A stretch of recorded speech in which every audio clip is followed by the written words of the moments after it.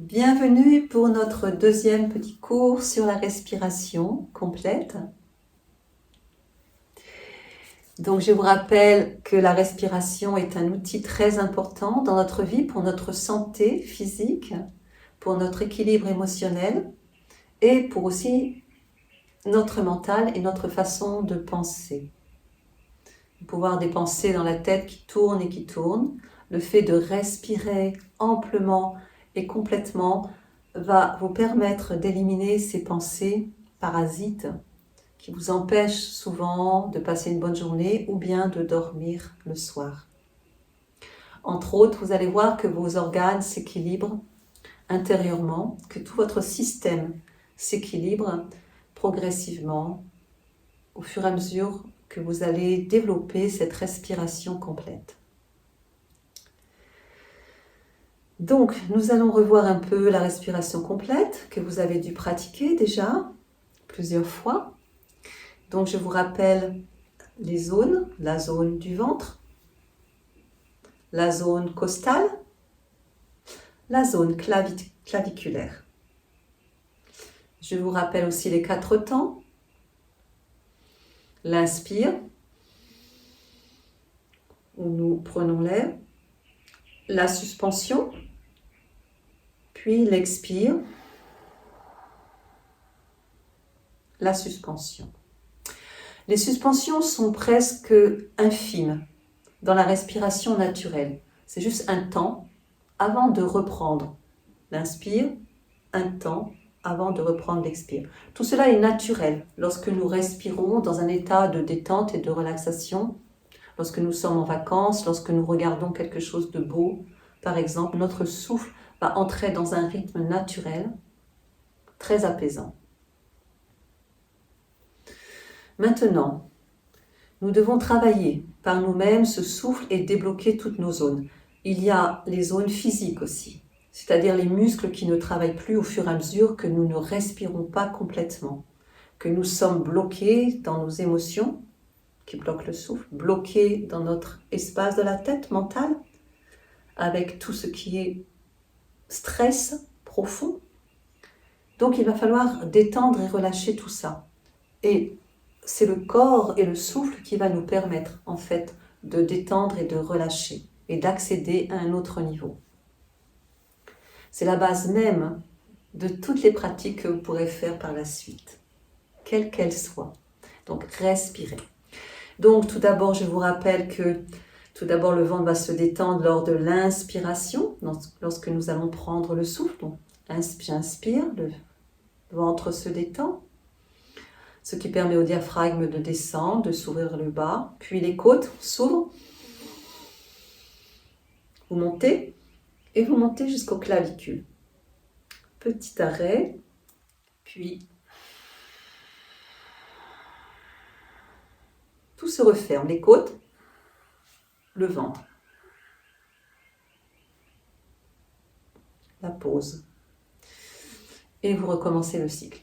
Alors, lorsque vous faites cette respiration complète au début, si vous n'avez pas l'habitude, vous allez voir qu'il y a des résistances, qu'il y a des difficultés d'ouvrir. C'est normal puisqu'il va falloir progressivement réhabituer le diaphragme à bouger plus bas, plus haut. Plus bas lorsque vous inspirez, plus haut lorsque vous évacuez tout l'air des poumons. Donc, il faut donner une certaine souplesse à ce diaphragme. Ensuite, vous allez avoir les abdominaux qui vont travailler, puisque lorsque vous contractez à la fin de l'expiration,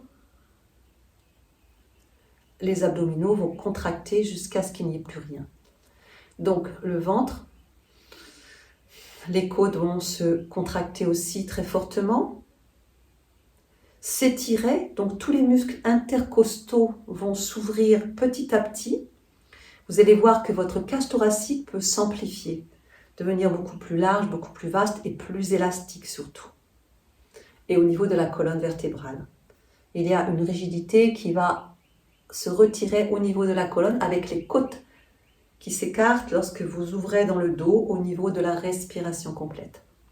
Puis le fait de monter bien haut et de débloquer toute cette zone de la poitrine devant qui prend tous les impacts émotionnels.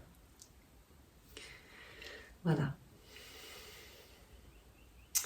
Donc, vous allez continuer à faire cette respiration complète en ajoutant maintenant le contrôle de la glotte. Le contrôle de la glotte, c'est-à-dire que au niveau de la gorge, nous pouvons émettre un son sur l'inspiration et l'expiration. Au départ, c'est un son qui est assez audible autour de nous. Et peu à peu, ce son va devenir de plus en plus fin. Ce son provient du fait que nous rétrécissons le passage de l'air au niveau de la glotte, au niveau de la gorge. Donc, si je resserre ma glotte, donc ce qui se trouve ici au niveau de la gorge, j'ai ce petit son qui se produit. Si je le fais en continu, ce qui donne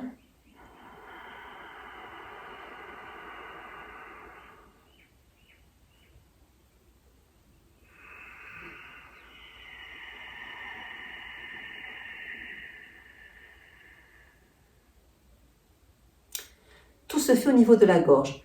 Je ne sens même plus au niveau du nez le souffle.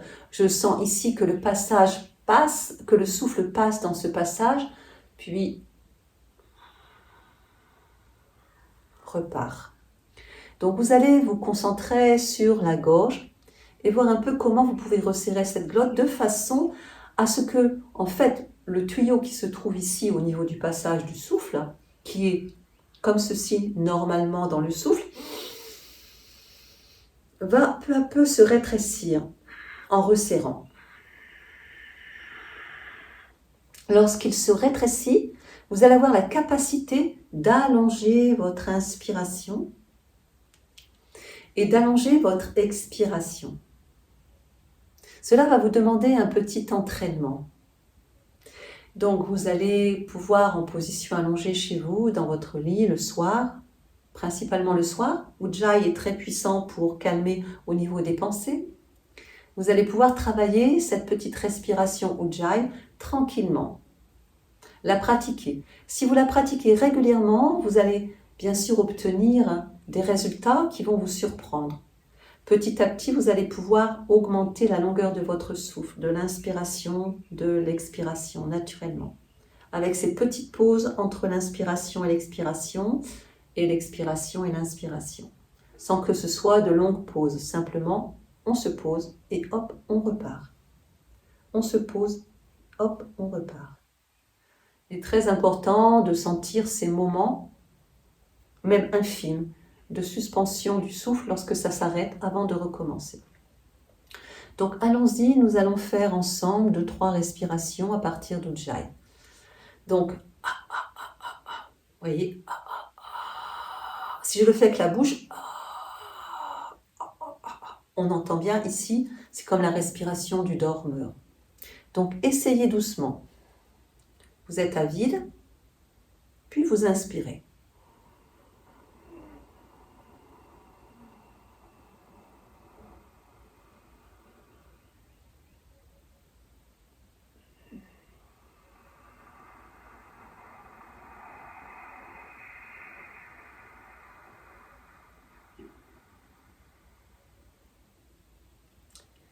Je fais le son un peu fort pour que vous puissiez entendre le son.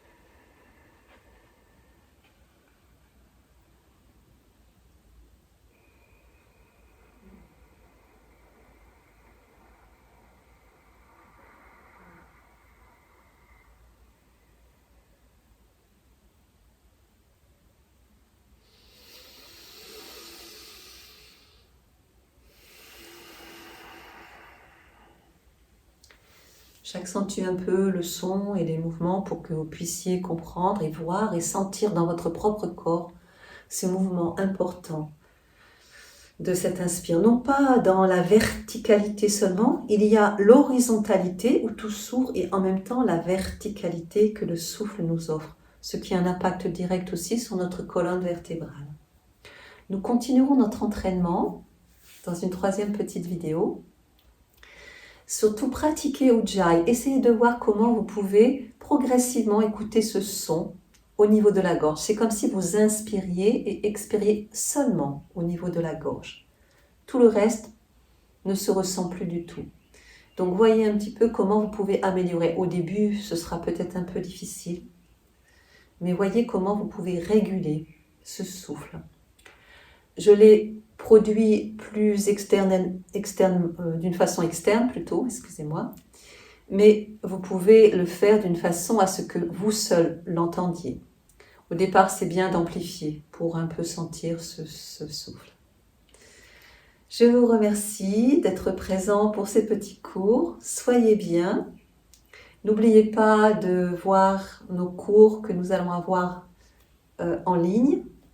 Les cours qui vont aussi, les ateliers et les cours qui vont être bientôt pour le mois de juin, le mois d'octobre, le mois de novembre. Vous pourrez vous joindre à des petites formations si vous le souhaitez. N'hésitez pas à nous contacter, soit sur Facebook, Yoga,